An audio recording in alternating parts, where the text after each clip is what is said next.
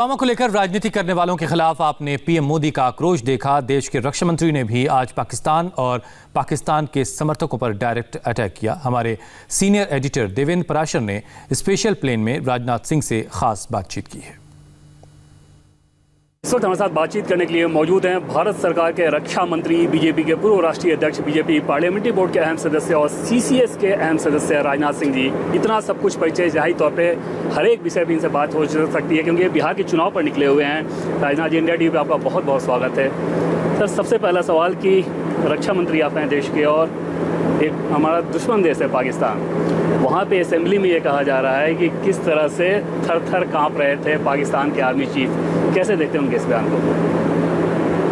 नहीं, सबसे बड़ी विडंबना तो ये है जो सर्जिकल स्ट्राइक हुई थी, एयर स्ट्राइक हुई थी, उसको लेकर कांग्रेस पार्टी के नेताओं ने हमारे प्रधानमंत्री के ऊपर,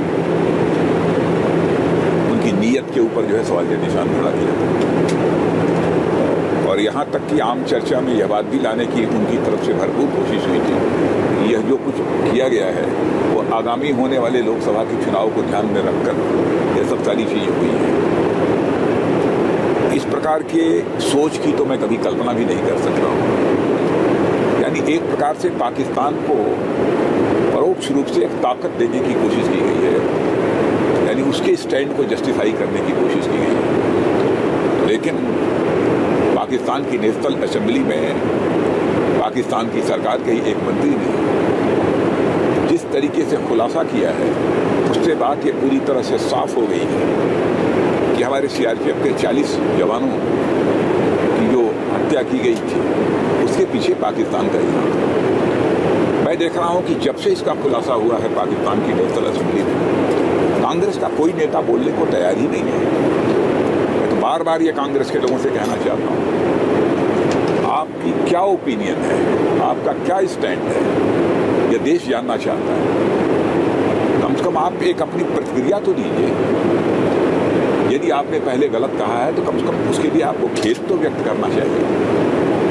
वैसे भी राष्ट्रीय एकता अखंडता का सवाल हो, राष्ट्रीय स्वाभिमान का सवाल हो, ऐसे सवालों पर लोगों को दलगत भावना से ऊपर उठकर एकजुट होकर साथ खड़े होना चाहिए। इस पर राजनीति नहीं की जानी चाहिए। पाकिस्तान के मंत्री फवाद चौधरी की ये स्वीकारोक्ति पाकिस्तान को जो हम लोग ब्लैकलिस्टेड कराने की कोशिश कर रहे हैं अंतर्राष्ट्रीय स्तर पर, क्या आपको लगता है उसके लिए एक बड़ा सबूत हो सकता है ये स्वीकारोक्ति? नहीं, वैसे सबूत बहुत सारे हैं और सचमुच उसको तो FATF के ब्लैकलिस्ट में डाला जाना चाहिए, लेकिन अभी तक ग्रे में है, ब्लैकलिस्ट में होना चाहिए। और जब मंत्री ये बात मान रहे हैं कि पुलवामा हमने और इंटरनेशनल कम्युनिटी को भी एकजुट होकर आतंकवाद का बढ़ावा देने की जिस भी देश के द्वारा कोशिश की जाती है उसके खिलाफ खड़ा होना चाहिए। उस दिन क्या ये प्लानिंग थी अटैक करने की, जैसा कि वहाँ पे आया सादी कह रहे हैं कि भारत अटैक कर देता अगर अभिनंदन को नहीं छोड़ा जाता तो? अब इसके संबंध में मैं कुछ नहीं कहना चाहूँगा, लेकिन वो स्वीकार करते हैं वहाँ के विदेश मंत्री पाकिस्तान के कि यदि हम लोगों ने अभिनंदन को रिहा नहीं किया तो रात्रि में 9 बजे पाकिस्तान के ऊपर भारत मिसाइल अटैक कर सकता है। मैंने एक दहशत सी थी, मैंने भारत की ताकत को एक प्रकार से उन्होंने स्वीकार किया।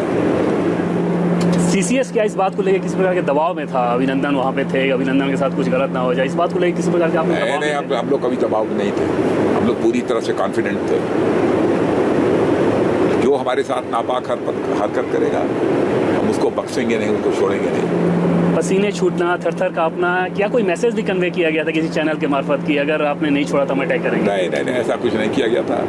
मैं समझता हूँ कि पाकिस्तान को इसकी गोपनीय सूचना शायद कोई प्राप्त हुई हो, उस आधार पर उन लोगों को यह लगा हो कि यदि हम लोगों ने अभिनंदन को रिहा नहीं किया तो भारत कुछ भी कर सकता है। यह सच है, भारत का चरित्र है कि हम अपने राष्ट्रीय स्वाभिमान के लिए हम किसी हद तक जा सकते हैं।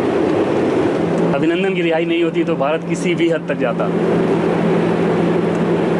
अब बस स्वाभाविक है, अभिनंदन की रिहाई तो हमको न होती तो अभिनंदन की रिहाई करानी पड़ती है।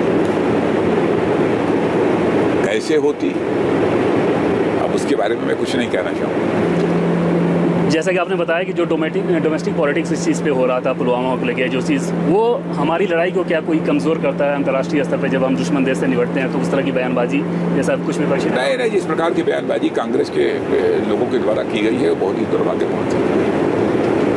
और ऐसे समय में देश इस प्रकार के बयानों से कमज़ोर हो रहा है। अंतर्राष्ट्रीय समुदाय में उसकी छवि धूमिल होती है और यह कोशिश उन लोगों के द्वारा की गई है। मैं कहता हूं कि जब इस सारी चीज़ों का खुलासा पाकिस्तान की नेशनल असेंबली में उन्हीं के मंत्री ने कर दिया है, अब तो कोई ना कोई स्टेटमेंट कांग्रेस का आना चाहिए। क्यों नहीं आ रहा है? क्यों चुप्पी साधे बैठे हुए? क्यों उनकी जुबान पर ताला लगा हुआ है? देश इस सवाल का जवाब चाहता है। वो अब दुबक कर बैठे हुए हैं, वो जवाब देने को भी तैयार नहीं। आतंकवाद का एक और रूप सर फ्रांस में देखने को मिल रहा है, उसको लेके भारत में प्रदर्शन हो रहा है, महाराष्ट्र, मध्य प्रदेश, उत्तर प्रदेश, हर जगह। इसे कैसे देखें? देखिए, मैं इसे मानता हूं कि मान लीजिए किसी का कोई आराध्य देव हो अथवा कोई किसी का आदर्श हो, तो यदि कहीं से कोई वो अपमानित होता है तो ठीक है, एक सहज तरीके से अपना विरोध प्रदर्शित किया जा सकता है, लेकिन किसी को किसी की हत्या करने की इजाजत नहीं दी जा सकती।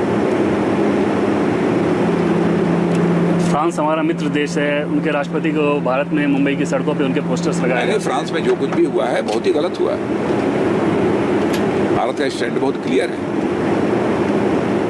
भारत में जो प्रदर्शन हुए जैसे भोपाल, यूपी, मुंबई, इसे कैसे देख रहे हैं? देखिए, कोई यदि आक्रोश यदि कोई व्यक्त करता है अपना, अथवा कोई एक टोकन प्रदर्शन करता है विरोध करने के लिए, तो उस पर हमको कोई आपत्ति नहीं है। लेकिन यदि हम किसी से सहमत नहीं हैं अथवा हमारे किसी आदर्श अथवा हमारे किसी आराध्य देव अथवा हमारी किसी आस्था पर कोई चोट पहुंची है तो हम किसी को हत्या करने की इजाजत नहीं दी जा सकती, किसी का गला उतार लेंगे। आतंकवाद के मसले पर फ्रांस के साथ भारत पूरी तरह से खड़ा है, उनके राष्ट्रपति फ्रैंको नहीं, आतंकवाद के मुद्दे पर हम दुनिया के किसी भी देश के साथ खड़े हैं और मैं समझता हूँ कि इंटरनेशनल कम्युनिटी को एकजुट होना चाहिए आतंकवाद के सवाल में। एक चीज़ सर और बहुत दिलचस्प देखने को मिली कि जैसे बहुत सारे जो प्रदर्शनकारी भारत में थे, उन्हें नहीं पता कि मैक्रो ने क्या कहा, कहाँ के राष्ट्रपति हैं, कई लोगों को ये भी नहीं पता, फिर भी प्रोटेस्ट करने पहुंच जाते हैं। जैसा कि सीए के समय भी हो रहा था कि सीए के बारे में नहीं जानते लेकिन प्रोटेस्ट कर रहे हैं। क्या इसके पीछे कोई डिजाइन देखते हैं आप, इनको ऑर्गेनाइज तरीके से इकट्ठा किया जाता है? अब देखिए, कहीं ना कहीं कुछ तो है, तो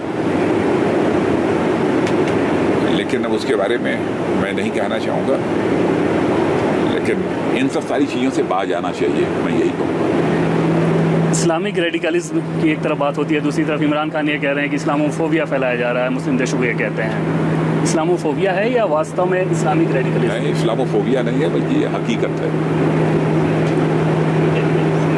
इस हकीकत पर जो है पाकिस्तान के प्रधानमंत्री मिस्टर इमरान जो है पर्दा नहीं डाल सकते। हकीकत है। सऊदी अरब देश जैसे देश ने भी आतंकवाद के मसले पे और हकीकत के लिए प्रमाण की जरूरत नहीं है। पाकिस्तान की नेशनल असेंबली में उन्हीं के मंत्रियों ने इसका प्रमाण दे दिया है। पाकिस्तान का एक वीडियो भी सर बहुत दिख रहा है कि कैसे एक महिला टीचर बच्चों को ये सिखा रही है कि पुतले के मार्फत कैसे तलवार से गर्दन काट दी जाती है, इस निंदा को लेके। वहाँ का रेडिकलिज्म ज़्यादा चिंता की बात है पड़ोसी देश में?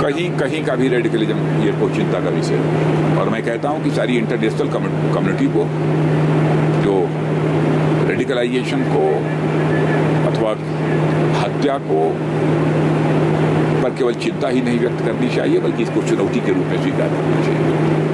और पूरी तरह से हम लोग साथ हैं, भारत सरकार फ्रांस के राष्ट्रपति के साथ है, फ्रांस के साथ है आतंकवाद के मसले को लेकर। नहीं, उस पर स्वाभाविक रूप से हमारे प्रधानमंत्री ने भी उसको कंडम किया है। इस तरीके से लोगों की गला रेत कर हत्या की गई। भारत ने तो अपना स्टैंड क्लियर कर दिया।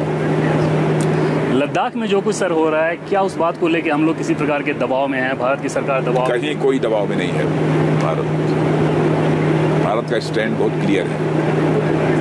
भारत अपने पड़ोसी देशों के साथ अच्छे रिश्ते बनाकर रखना चाहता है।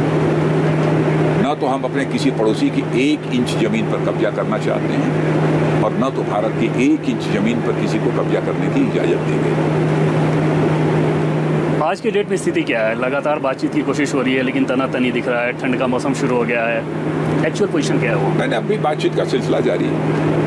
चाइना ने भी कहा है कि हम पाकिस्तान में भारत के साथ बातचीत करना चाहते हैं। इसके पहले भी 6 राउंड की बातचीत हो चुकी है और फिर से चाइना की तरफ से जो जानकारी प्राप्त हुई है, जो उन्होंने हमारे पत्र पर भी रेस्पॉन्ड किया, उन्होंने कहा कि हम भारत के साथ बातचीत करना चाहते हैं।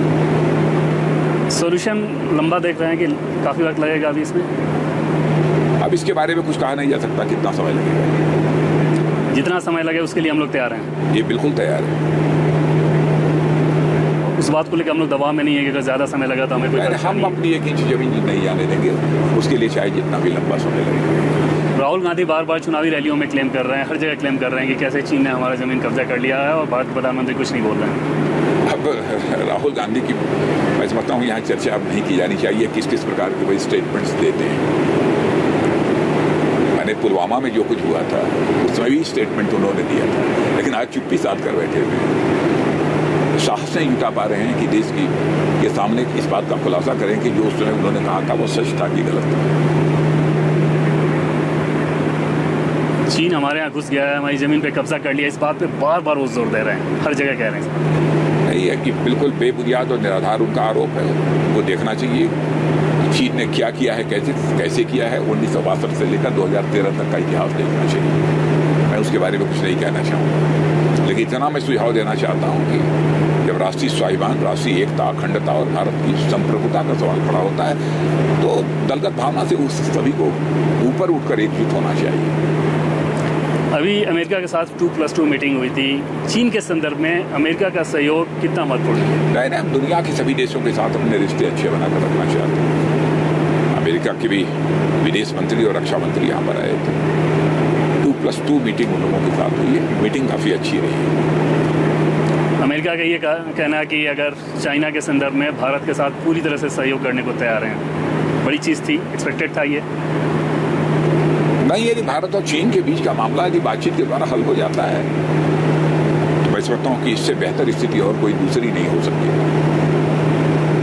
अगर यूएस के सपोर्ट की जरूरत पड़े तो हम उसे लेने को तैयार हैं? नहीं, ऐसा है कि भारत की एक अपनी ताकत है। दुनिया का कोई भी देश ग्लोबल इक्वेशंस को देखकर, ग्लोबल सिचुएशंस को देखकर यदि किसी के साथ खड़ा होना चाहता है तो उसमें किसी को आपत्ति नहीं होगी। विश्व में शांति स्थापित होनी चाहिए।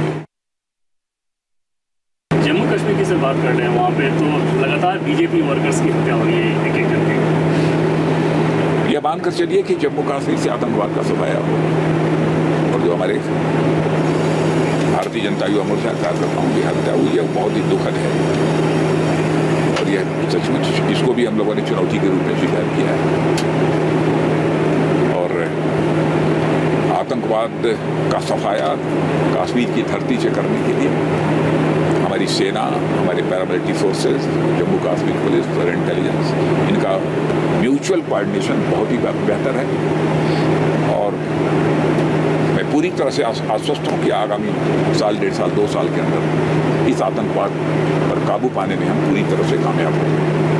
बीजेपी वर्कर्स की जो अंतिम यात्रा थी उसमें जिस प्रकार की भीड़ उमड़ी, बहुत ज़्यादा लोग आए हुए थे उस अंतिम यात्रा में, ये भी एक बड़ा संदेश है कि वहाँ पे कुछ परिवर्तन, बड़ा संदेश भी है और उससे ये बात पूरी तरह से साफ हो गई। धारा 370 समाप्त होने के बाद अब जम्मू कश्मीर के वो हालात नहीं है जो पहले हुआ करते थे। पहले यदि इस प्रकार की हत्या हुई होती किसी राजनीतिक कार्यकर्ता की तो शायद इतनी भीड़ इकट्ठा होने की हिम्मत न कर पाती, लेकिन आज कश्मीर के अंदर भी लोगों के अंदर एक विश्वास का भाव पैदा हुआ है। एक चीज़ जो नहीं बदला वो महबूबा मुफ्ती का स्टैंड, वो तिरंगा से अभी भी उनका एतराज़ है, खुल के कह रही हैं, वो कैसे देखते हैं महबूबा के बयान को? तिरंगा जो भारत का है उसको तो तिरंगे से प्यार करना ही होगा। तिरंगा हमारे भारत की राष्ट्रीय स्वाभिमान, भारत की अस्मिता का प्रतीक है, तो करना ही होगा जो भी भारत का रहने वाला है। जो प्यार नहीं दिखाएगा उसके लिए क्या संदेश है? अब वो जो होगा सो होगा, देखेंगे। गुपकार समझौता बार बार बैठ के करना, गुपकार समझौता फारूक अब्दुल्ला, उमर अब्दुल्ला, महबूबा सब बैठती हैं, बार बार उनका बोलना, कैसे देखते हैं इनके? नहीं, इसे तो मैं दुर्भाग्यपूर्ण ही मानता हूँ। धारा 370 के रिस्टोर होने का तो कोई प्रश्न ही नहीं खड़ा होता। सिर्फ ख्याली प्लान बनाया जा रहा है। क्योंकि इसी आधार पर देश में हमको जनमत प्राप्त हुआ है और हमारी सरकार बनी है, क्योंकि हमारे एजेंडा का यह पार्ट था, हमारे प्रमुख पार्ट था कि हमारी सरकार जब भी बनेगी केंद्र में वो स्पष्ट बहुमत हासिल होगा। हम धारा 370 को समाप्त करेंगे, 35A को समाप्त करेंगे और उस काम को किया है। जो देश की जनता के साथ वादा हमने किया था उस वादे को पूरा किया है।